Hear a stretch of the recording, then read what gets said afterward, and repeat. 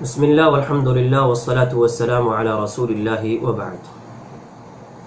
قربانی ذبح کرنے کا طریقہ جو ہے اس کو ہم بیان کرنے جا رہے ہیں کہ اب جانور کو قربان کیسے کرنا ہے۔ اس میں سب سے پہلی بات یہ ہے کہ قربانی کرنے والا اپنے ہاتھ سے ذبح کرے، کیونکہ نبی صلی اللہ علیہ وسلم کے بارے میں آتا ہے کہ وَأُتِيَ بِكَبْشٍ فَذَبَحَهُ رسول اللہ صلی اللہ علیہ وسلم بِيَدِهِ،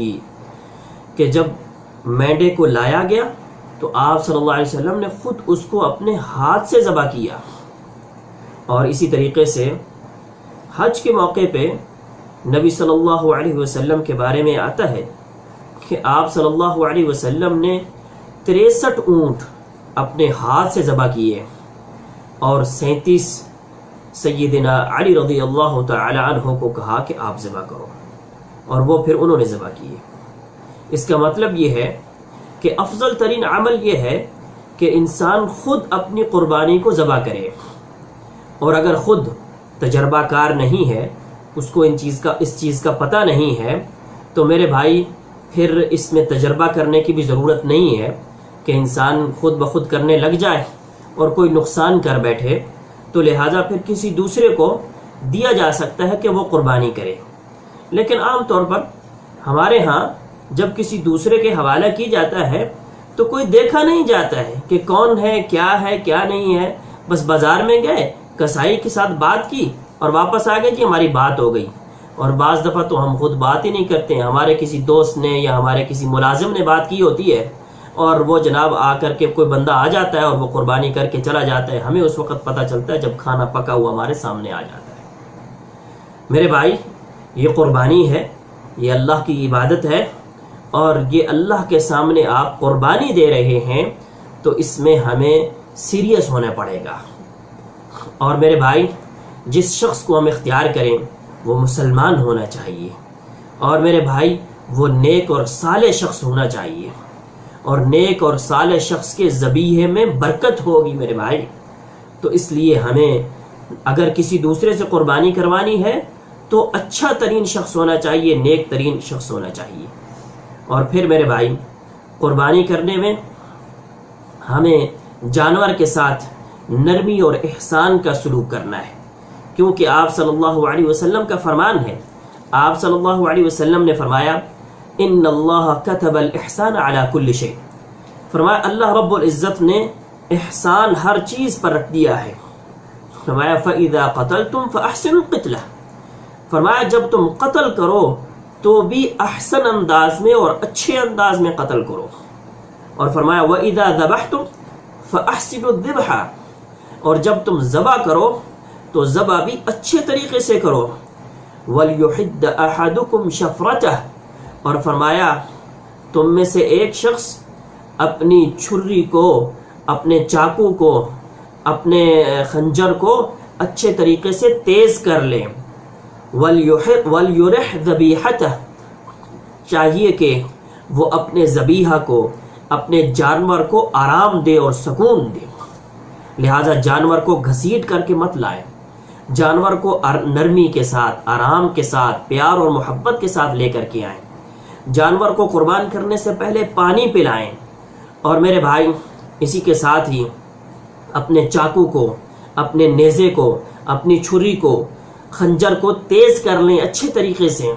اور اس کو چیک کر لیں کہ وہ بالکل صحیح ہے۔ اور پھر حتیٰ کہ ایک شخص نبی صلی اللہ علیہ وسلم کے سامنے دیکھا آپ صلی اللہ علیہ وسلم نے کہ وہ جانور کو پکڑے ہوئے ہے اور ادھر سے چھری تیز کر رہا ہے، تو آپ صلی اللہ علیہ وسلم نے فرمایا تم اس کو 2 موتیں مارنا چاہتے ہو، لہٰذا جانور کے سامنے چھری تیز بھی نہیں کرنی چاہیے، وہ بھی پہلے سے اس کا اہتمام کرنا چاہیے۔ اور میرے بھائی،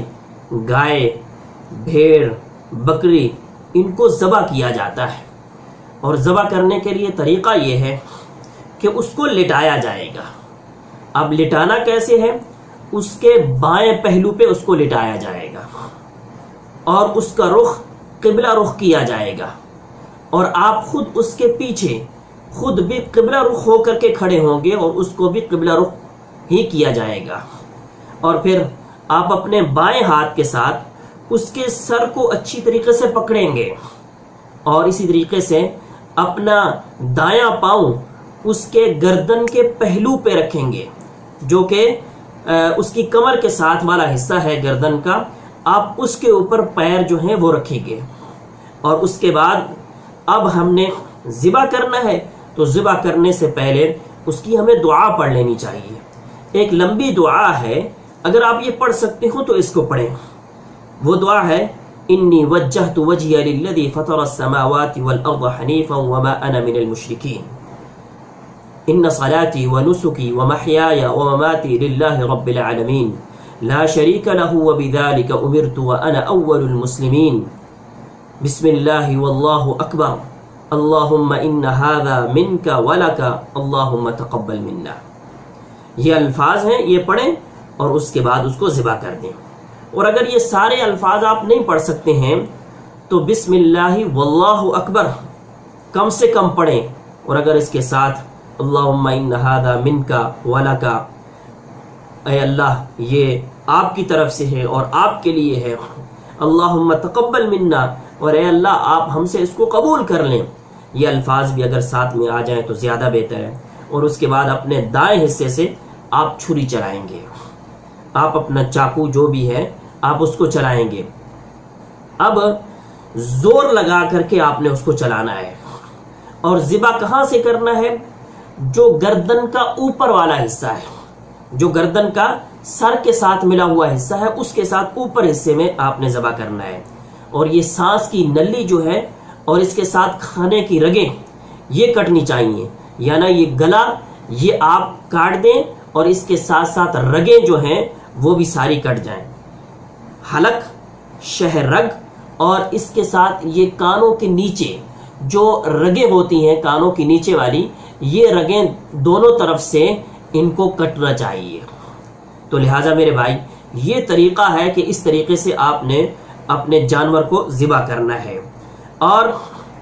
مکمل گردن جدا نہیں کرنی چاہیے۔ اور اس کے بعد یہ ہے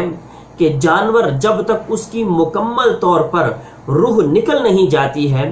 آپ اس کے اعضاء کو، بعض لوگ جو ہے ٹانگیں جو ہیں وہ کاٹ دیتے ہیں کہ جلدی جلدی آپ اس کو اوپر چڑھائیں گے اور اس کا چمڑا اتاریں گے۔ تو میرے بھائی یہ جلدی جلدی والا معاملہ نہیں، جب تک صحیح طریقے سے پتہ چل جائے کہ اس کی روح نکل گئی ہے تو پھر آپ اس کو ہاتھ لگائیں، اس کو چمڑا اتاریں یا اس کو کاٹیں۔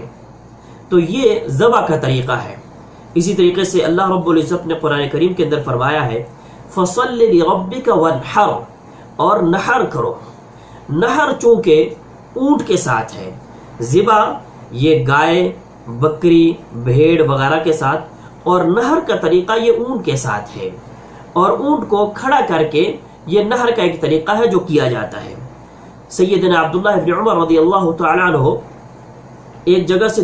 گزرے اور دیکھا کہ وہاں پر ایک شخص اونٹ کو بٹھا کر کے پھر اس کو نحر کر رہا ہے، تو انہوں نے فرمایا ابعثھا قیاما، اس کو کھڑا کرو، مقیدہ، اس کے پیر کو باندھو،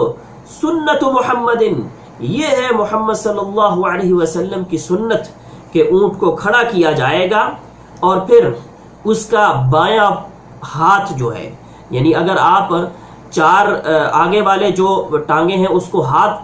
کہیں اور پیچھے والے جو ہیں اس کو ٹانگیں کہیں، تو آگے والے میں بایاں جو ہاتھ ہے اس کو، اور اگر آپ چاروں ٹانگیں کہیں تو چاروں ٹانگوں میں آگے والی جو دو ٹانگیں ہیں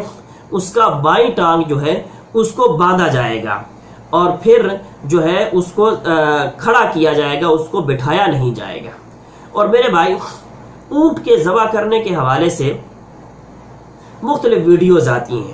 آپ لوگ یوٹیوب وغیرہ پہ دیکھتے ہیں کہ اونٹ بھاگ رہا ہے، نکل گیا ہے، لوگوں سے ہاتھ سے نکل گیا ہے، کوئی کسی کو نقصان پہنچا رہا ہے اس حالت میں، اور اس کی وجہ یہ ہے کہ ایک تو تجربہ نہیں ہوتا ہے، اور دوسرا یہ ہے کہ سنت کا عین طریقہ اس میں نہیں کیا ہوتا ہے کہ آپ اس کے گھٹنے کو اچھے طریقے سے باندھا نہیں ہوتا ہے، اور پھر صحیح جگہ پہ اس کو چاقو لگایا نہیں جاتا ہے۔ تو لہٰذا میرے بھائی ایک اہتمام یہ بھی کریں کہ اگر وہ کسی باڑ کے اندر آپ اس کو کھڑا کریں اور وہاں پہ اگر اس کو آپ ذبح کریں تو زیادہ بہتر ہوگا، تاکہ وہ بھاگ نہ سکے۔ اور اس کے ساتھ ہی اس کو آپ قبلہ رخ کریں گے اور قبلہ رخ کر کے پھر اس کی گردن اور سینے کے درمیان ذبح جو تھا وہ تھا گردن کا وہ والا حصہ جو سر کے ساتھ ہے. اب جو ہے سینے اور گردن کے درمیان کا حصہ ہے. یہاں پہ ایک جگہ ایسی ہوتی ہے جو نرم ہوتی ہے, جو اندر کو تھوڑی سی ہوئی ہوتی ہے. آپ اگر اس جگہ پہ ہاتھ لگائیں گے تو وہ یہ نرم جگہ ہوتی ہے. اس جگہ پہ نیزہ مارا جائے گا, اور یہ جب آپ اس کو تیز دھار آلہ کوئی بھی یا نیزہ یا کوئی بھی چاقو یا کوئی اس طرح کی چیز جو ہے آپ جب زور سے اچھے طریقے سے اس کو ماریں گے تو اس کا یہ گلا بھی کٹ جائے گا اور اس کی جتنی بھی رگیں ہیں خون کی وہ کٹ جائیں گی اور وہاں سے خون بہنا شروع ہو جائے گا. اور جب یہ خون بہنا شروع ہو جائے گا وہ اس کا نرخرا وہ کٹے گا اور اس کے ساتھ رگیں جو خاص رگیں ہیں وہ کٹیں گی. خون بہنا شروع ہو جائے گا. خون بہنے کے ساتھ ساتھ آہستہ آہستہ اونٹ جو ہے وہ گرنے کی طرف آئے گا, اور جب وہ گر جائے گا اور پھر اس کا جب جان نکل جائے گی پھر آگے آپ اس کے اوپر جو اس کا چمڑا اتارنا یا اس کو کاٹنا یہ بعد کا سلسلہ ہے. اور بعد کے اندر جب آپ اس کو کاٹتے ہیں تو پھر اسی جگہ سے جہاں پہ آپ نے نہر کیا تھا وہیں سے ہی اس کو کاٹیں گے. اور یہ طریقہ جو ہے ذبح کا اور یہ نہر کا یہ دونوں طریقے ہیں. یہاں پہ ایک بات آپ کے سامنے رکھنا ضروری سمجھتا ہوں, اور وہ یہ ہے کہ جو ذبح یا نہر کرنے کا جو آلہ ہے وہ آلہ کوئی بھی تیز دھار آلہ ہو سکتا ہے سوائے دانت کے اور سوائے ناخن کے. کوئی بھی ایسا آلہ جو دانت سے بنا ہوا ہے یا ناخن سے بنا ہوا ہے یا ناخن ہے یا دانت ہے تو اس کو استعمال نہیں کرنا ہے, کیونکہ نبی صلی اللہ علیہ وسلم نے اس سے منع کیا ہے. اور آپ صلی اللہ علیہ وسلم نے فرمایا اما السن فعظم, کیونکہ یہ جو دانت ہے یہ ہڈی ہے اور ہڈی سے ذبح نہیں کرنا ہے. اور اسی کے ساتھ ہی ناخن کے بارے میں آپ نے فرمایا کیونکہ یہ حبشہ کی چھری ہے اور وہ اس کے ساتھ کرتے ہیں. اور یہ جو ہے دونوں باتیں یہ کفار کے ساتھ مشابہت ہے, اور کفار کی اس مشابہت سے ہمیں بچنا چاہیے ذبح کرتے ہوئے. اب ذبح کے اندر دو چیزیں بڑی اہم ہیں. ایک اس کے اوپر بسم اللہ پڑھنا, اللہ کا نام لینا, اور دوسری چیز جو ہے اس کا خون کا بہہ جانا. یہ بسم اللہ جب آپ پڑھیں گے تو اس کا گوشت جو ہے وہ پاک ہو جاتا ہے, حلال ہو جاتا ہے یہ جانور, اور شیطان جو ہے اس سے بھاگ جاتا ہے اللہ کا نام لینے سے. اور جب اس کا خون بہہ جاتا ہے, یہ خون خبیث خون ہوتا ہے, یہ گندا خون ہوتا ہے, اور جب گوشت میں سے یہ خون نکل جاتا ہے تو گوشت صاف ہو جاتا ہے, اچھا ہو جاتا ہے. تو میرے بھائی یہ ہم نے آپ کے سامنے طریقہ بیان کیا ہے کہ ذبح اور نحر کرنے کا یہ طریقہ تھا, ہمیں اس طریقے کو فالو کرنا چاہیے, اور یہ طریقہ ہم نے سنت سے اور احادیث مبارکہ سے آپ کے سامنے پیش کیا ہے.